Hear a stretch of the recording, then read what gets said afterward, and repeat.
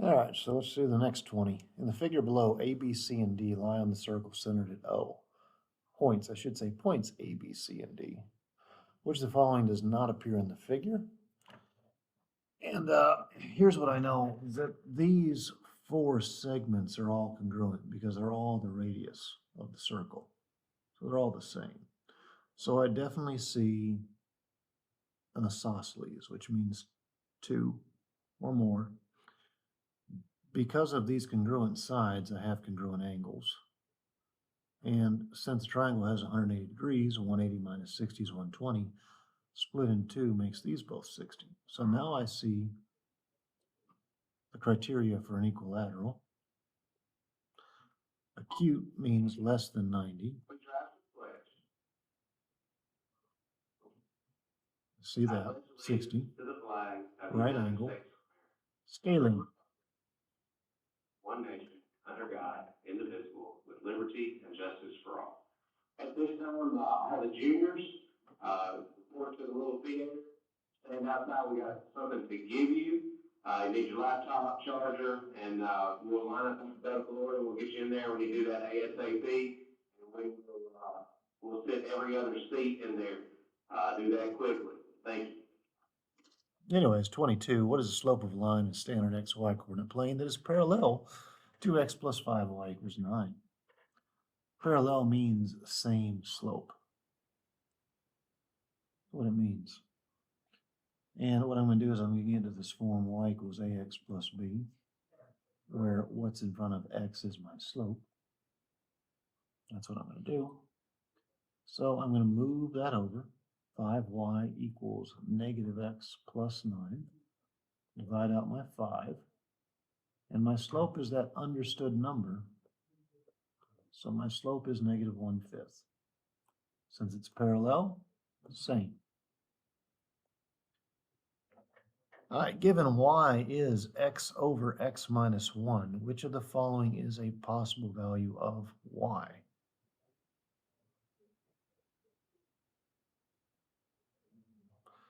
It's kind of interesting. I'm trying to think about how I could do this with a calculator. And I kind of think I want to do that.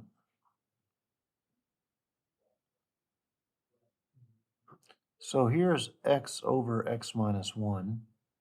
Notice I used parentheses. I didn't use the whole math num n over d. I had to wrap the denominator. Zoom 6. Now it says x has to be bigger than 1, which means I have to look over here. All right? I have to look over here. So let's do something. Let's do second calc value. What's y when x is 3? About 1.5. All right? Now I want you to pay attention to what's actually happening here. It said x had to be bigger than 1. So like if x is something like 1.1, the y value is going to be really, really high. Should be anyways. Yeah, it's like 11. I'm going to look a little bit to the right. I'm going to set the x max to be 50. And what we should see is we should see this thing flatlining. It is flatlining. It is literally flatlining on y equals 1. The correct answer is D. That's the correct answer. This thing has a horizontal asymptote at y equals 1. Looks like it probably passed below it. But like if I look at the value, second trace value when x is maybe 20, 1.00 something. Actually, I'm mistaken.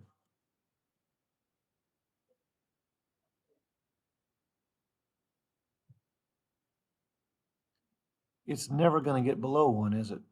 Nope. Can't be 0. Can't be negatives. It's E. It's the only thing it can be. It's starting high, decreasing a little bit, and I am probably too tired to be doing these videos right now. All right, the set of all positive integers that are divisible by both 15 and 35 is infinite. What is the least positive integer in this set? So these numbers have to be divisible by 5 and 35. And the question is, which is the smallest? Now, they're all divisible by 5. And I know that 5 is not divisible by 35, nor is 50. How about 105? I feel like 105 is divisible by 35. I do. I feel like it's 3. And there she is, choice H. Love to see how many kids miss that question. It's a bunch. That's a given. All right, geometry. In triangle ABC shown below, the measure of angle A is 58 degrees and segment AB is congruent to segment AC. Now there's a theorem in geometry. I'm not sure what its number is or what its official title is, but it says congruent angles imply congruent opposite sides. So that's why I hashtag those things. I hashed them, they're the same. What that means is if this is 58 degrees, and I put that hash on the wrong spot, didn't I? No, it says A to B is the same as A to C. What that means is that these two angles here and here, the question mark, are the same. So the unknown angle plus another angle that measures the same thing plus 58 degrees has to be 180. And so there's basically two unknown things. If you take away 58 from 180, you get 122. And the angle has to be 61 degrees, which is choice D.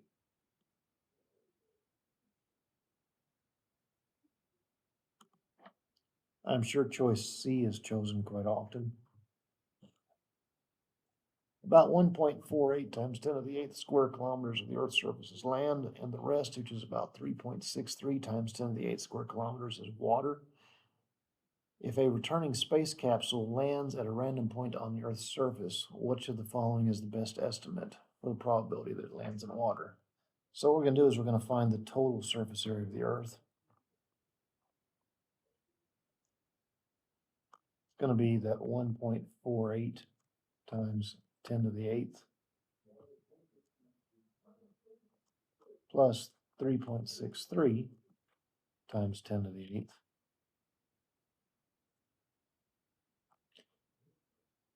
And I mean, you don't have to push all the buttons here. You can just figure out what 1.48 plus 3.63 is. You can do that in your head if you want, or you can just type it.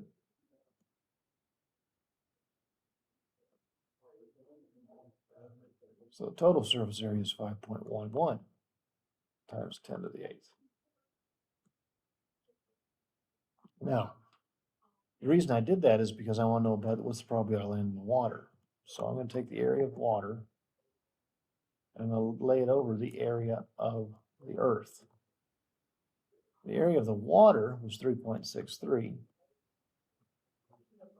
The area of the Earth was 5.11. And I'm not even worried about 10 to the 8th because they'll reduce their way out.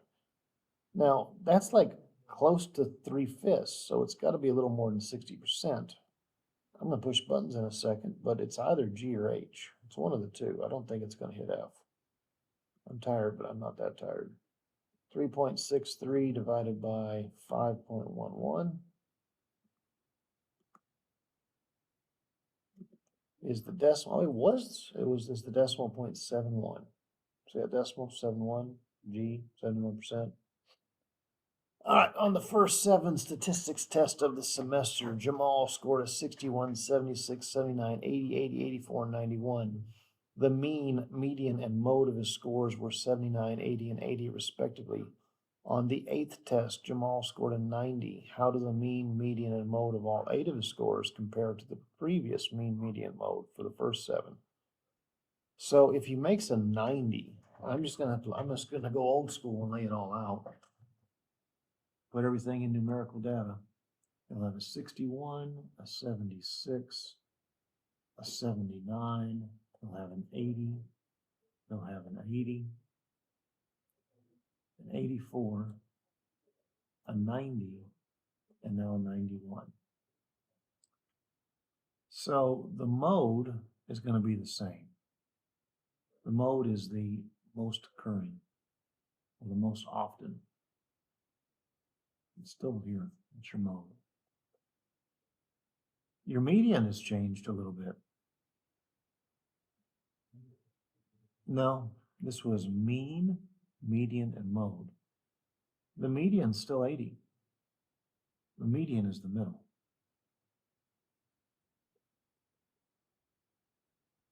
And there's two things in the middle. 180 plus 80 over 2 is still 80. So here's what I'm looking for. I know that the mode is the same, and I know that the median is the same. And there it is. I didn't even have to figure out the average. But it's going to be greater because he made a 91. Look at Jamal making progress there. He started off weak and ended up pretty strong. Look at Jamal. 28. The solid rectangular prism shown below was built by alternating congruent black cubes and white cubes such that two cubes of the same color have at most one edge touching. What is the total number of white cubes that were used to build the prism? So if I do some counting here, I see that this face right here has 7 cubes and it's 6 tall. What I'm doing here is I'm finding the volume. I have 7 cubes and it's 6 tall. 7 times 6. And it looks like I've got a depth of 5. So there's 210 cubes total. Seems right. And again, that came from knowing volume is length, width, and height. That's all that was. Now, I'm pretty sure this is the way it works out, but it looks to me like there's the same number of whites and blacks. 2, 3, 4, 5, 6, 7, 8, 9, 10, 11, 12, 13, 14, 15, 16, 17, 18, 19, 20, 21. I counted 21 black cubes. 1, 2, 3, 4, 5, 6, 7, 8, 9, 10, 11, 12, 13, 14, 15, 16, 17, 18, 19, 20, and 21 white cubes. So I know that the white cubes is equal to the black cubes. Same number.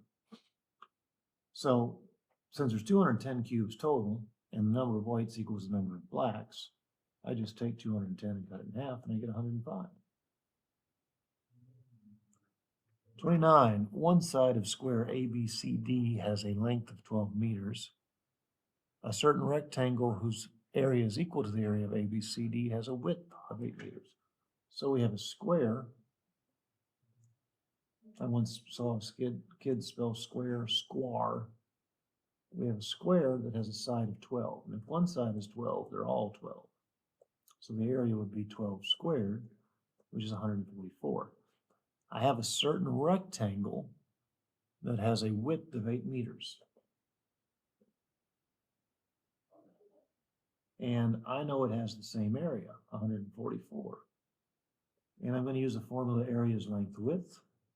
144 is the length times 8. And if I divide both sides by 8, I believe I get 18. Seems right. Pretty tired, so I'm probably going to stop doing this for a while and move over to something else till I wake up. 30, the average of a list of 4 numbers is 92. A new list of 4 numbers has the same first 3 numbers as the original list, but the 4th number in the original list is 40, and the 4th number in the new list is 48. What is the average of this new list of numbers? Interesting. Not too bad. So let's take this right here in context with this. 3 of these numbers are the same, and the last one's 40. Notice it says same. If I look at this one, I would have 3x plus 40 equals 92.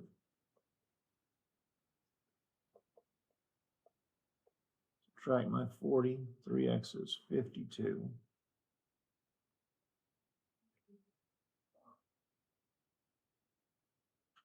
Oh, I did that wrong. Like I said, I need to be quitting. This is averaging, right? 3x plus 40 over 4 is 92. There's 4 numbers. 4 both sides.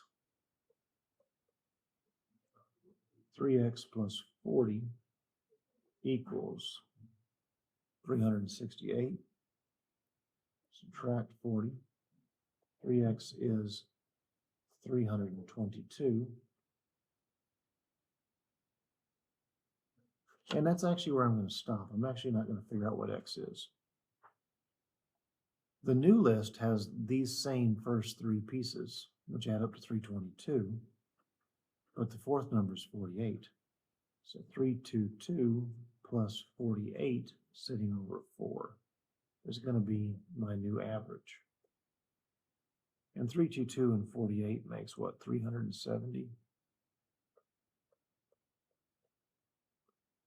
And I'm surprised this isn't working out perfect. I'm going with 92.5. Or if I made a mistake somewhere. 368. Yeah, I did. It's right there. 328. So 328 and 48 makes 368, 376 over 4. And when you divide that out, you should get 94 on the money. 376 over 4, 360, yep, 94 on the money. Like I said, I'm about to stop. I'm going to do one more, and then I'm done for a good 20-30 minutes while I do some grades. The vector I represents 1 mile per hour east, and the vector J represents 1 mile per hour north. Maria is jogging straight south at 12 miles per hour. Remember, it says J is north.